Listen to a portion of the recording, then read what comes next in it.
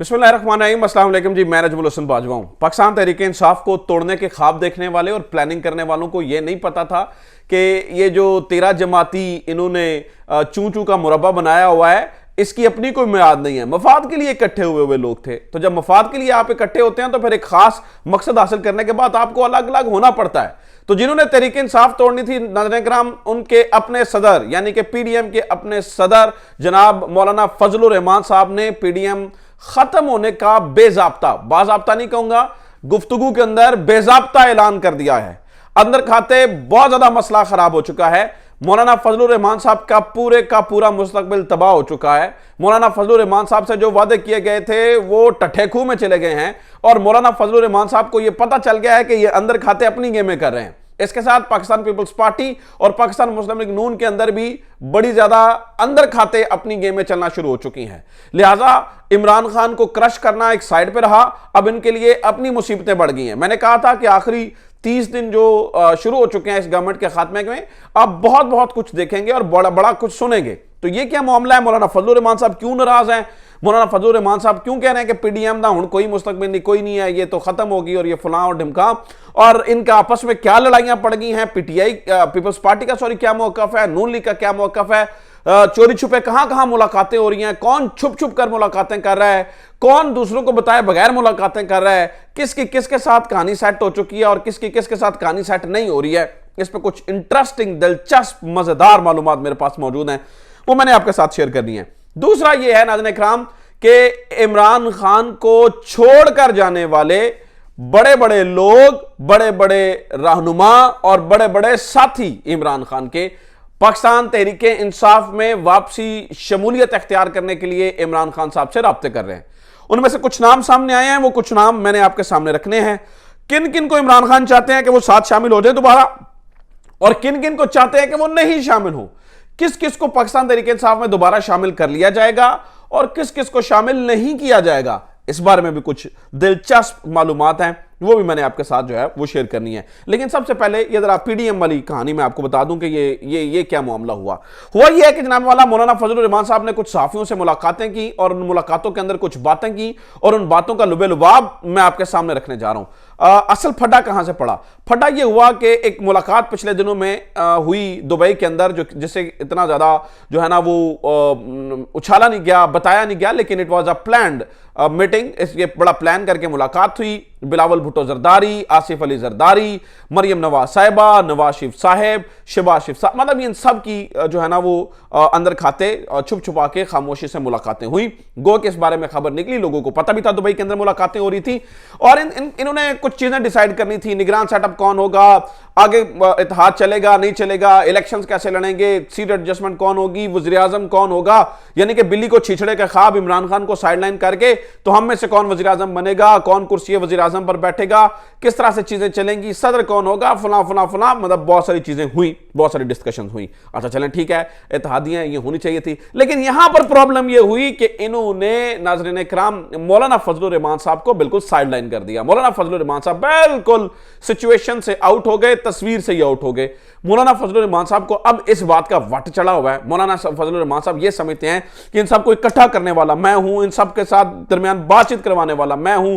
Peoples party तो एक दफा जो है ना वो पीडीएम छोड़कर भी चली गई थी, पीपल्स पार्टी का तो कोई इस तरह का मामला ही नहीं था, तो इन सबको दोबारा लेकर आने वाला मैं हूं और अब मुझे ही साइडलाइन किया जा रहा है। तो दूसरी तरह से कहा गया है मौलाना साहब मसला ये नहीं है, मसला ये है कि ये कोई प्लान मीटिंग नहीं थी, ये तो बस वो वहां पे मौजूद थे और एक मुलाकात हो गई और इसमें कोई ऐसी खास बात नहीं थी कि जो मतलब आपको कहा जाए कि ये कुछ बड़ी मतलब अंदर डिस्कशन हो गई है। लेकिन मौलाना फजलुर रहमान समझते हैं कि अगर ये प्लान मीटिंग नहीं थी तो ऐसा कैसे हुआ, जैसे वो मुझे एक मूवी का डायलॉग जो है ना वो याद आ गया है, जॉली एलएलबी, जिसमें वो जॉली एलएलबी 2 है उस मूवी का नाम मेरे ख्याल से, जिसमें वो आपने अगर वो मूवी देखी है तो वो कटहरे में जो है ना वो मुलजिम खड़ा होता है और वो कहता है कि इन्हें कैसे पता था, कि मतलब वो कृष्मात की बात करता है। तो उस डायलॉग से मुझे ये बात याद आ गई कि वो मौलाना फजलुर रहमान साहब कहते हैं कि अगर ये प्लान मीटिंग नहीं थी तो फिर अचानक जो है ना वो बिलावल भुट्टो कैसे पहुंचे, आसिफ जरदारी भी अचानक कैसे जो है ना वो दुबई में पहुंच गए, मरियम नवाज साहबा कैसे चली गई, नवाज शरीफ साहब दुबई में कैसे आ गए।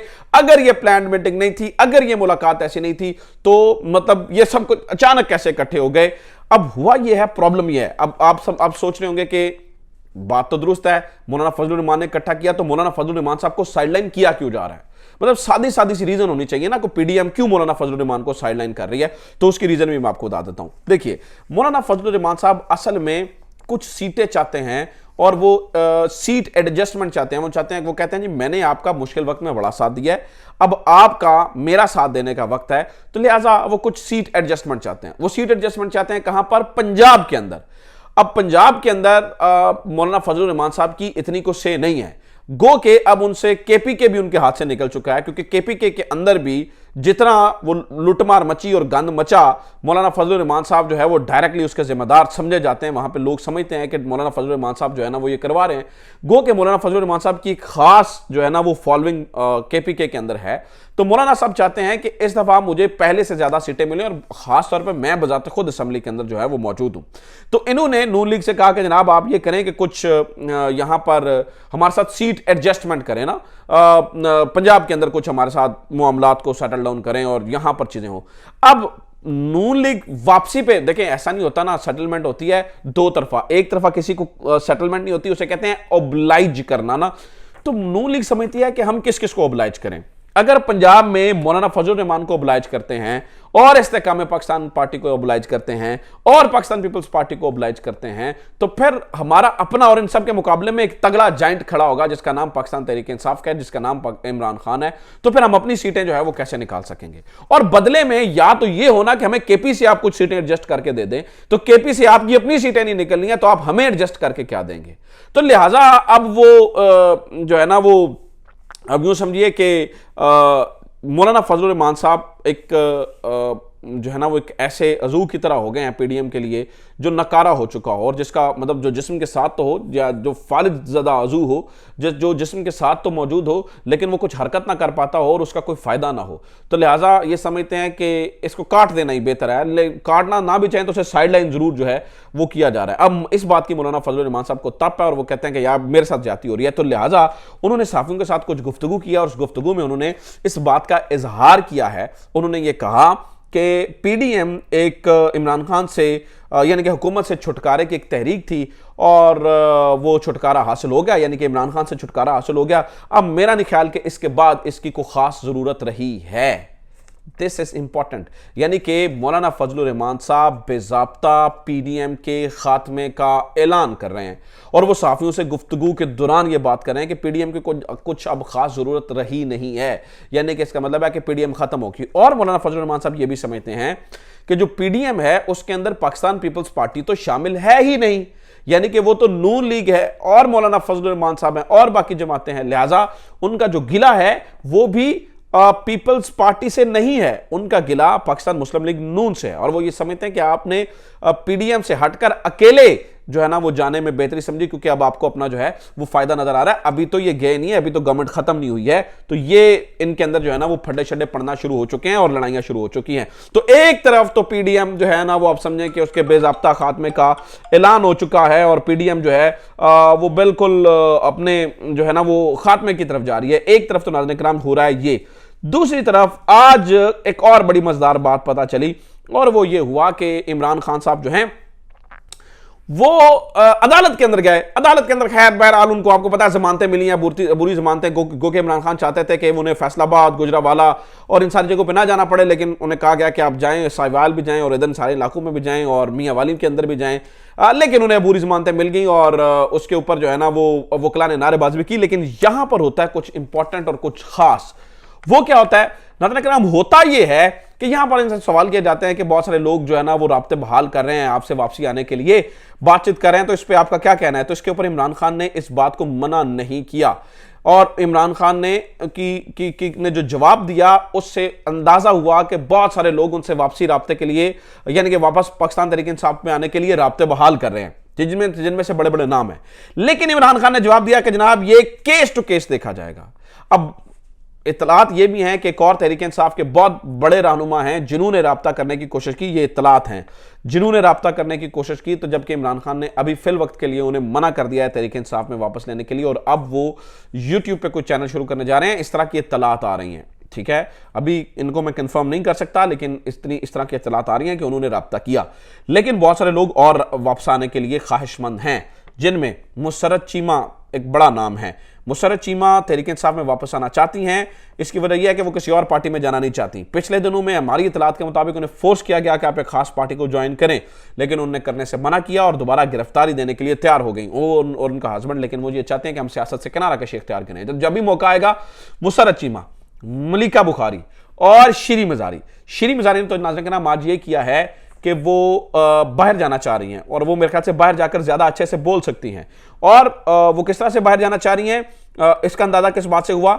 एक लिस्ट होती है जिसका नाम होता है PNIL, ठीक है। ये जो PNIL है, ये एक प्रोविजनल लिस्ट होती है जो कि किसी भी शख्स को बाहर जाने से रोकती है। ये एग्जिट कंट्रोल लिस्ट की तरह ही होती है, लेकिन थोड़ी नरम होती है और ये मतलब एग्जिट कंट्रोल की तरह सख्त नहीं होती है। तो इसमें से शीरी मजारी ने अपना नाम निकलवाने के लिए इस लिस्ट के अंदर से दरखास्त दायर कर दिया है कि उनका नाम जो है ना वो इस लिस्ट से निकाला जाए। और इससे नजर ये आता है कि जनाब वो बाहर जाने के लिए जो है वो बिल्कुल जो है ना वो तैयार बैठी हैं। अच्छा, एक मामला ये, यानी कि इसका मतलब ये हुआ कि बहुत सारे लोग राब्ता कर रहे हैं, कुछ को इमरान खान लेना चाहते हैं, कुछ को इमरान खान नहीं लेंगे। लेकिन एक बात तय हो गई कि वो जो इस्तेहकाम पाकिस्तान पार्टी, वो जो प्रेस कॉन्फ्रेंसेस करने का सिलसिला, वो जो फलां, वो जो ढिमका, वो इस वक्त तक जो है वो अब खत्म होता हुआ नजर आ रहा है और वो चीजें जो है ना वो तब्दील होती हुई नजर आ रही है। एक और बात अंदर करना, मुझे पता है वीडियो थोड़ी लंबी हो रही है, लेकिन अहम मुलाकात है तो मैं अहम बात है तो मैं आपके साथ कर दूं। वो नजर कराम ये है कि अभी सुबह से रौला पड़ा हुआ है कि वो जो इसराइल इमरान खान के हक में बोल पड़ा और इसराइल ने फलां कर दिया, ये कर दिया। बहुत सारे लोगों को जो है ना वो इस बात का जो है ना वो नहीं पता है कि इसराइल ने वो बस सुनी सुनाई बातों को कर रहे हैं। उन्होंने जबरी गुमशुदगियों के ऊपर बात की है। ये यूनिवर्सल प्रिकेटिव रिव्यू होता है अक़वाम मुत्तहिदा के अंदर, उसके अंदर बात हुई है। तो उन्होंने कहा जी इंसानी हकूक और जबरी गुमशुदगियों के ऊपर इसराइल ने पाकिस्तान के बारे में बात की, गो कि उन्हें फ़लस्तीन का देखना चाहिए, अपना देखना चाहिए, पाकिस्तान के बारे में बात नहीं करनी चाहिए। लेकिन बहुत सारे लोगों ने इसको जोड़ दिया जी वो इमरान खान के हक में बोल पड़े हैं और इमरान खान का नाम ले लिया। ना तहरीक इंसाफ का नाम इसराइल ने लिया है, ना इमरान खान का नाम लिया है, और ना ही इसमें कोई हकीकत है। इसके अंदर जो है वो सिर्फ और सिर्फ जो है वो अपना उसे कहते हैं कि एग्जैजरेशन है, इसके अलावा और कोई मामला नहीं है। तो नाज़रीन, ये दो चीजें थी, ये दो खबरें थी। उम्मीद करता हूं ये वीडियो आपके लिए इंफॉर्मेटिव रही होगी। अपना फीडबैक जरूर दें मुझे इस वीडियो के ऊपर, खास तौर पर PDM वाले मामले पे। अपना ख्याल रखें। खुदा हाफिज़। पाकिस्तान जिंदाबाद।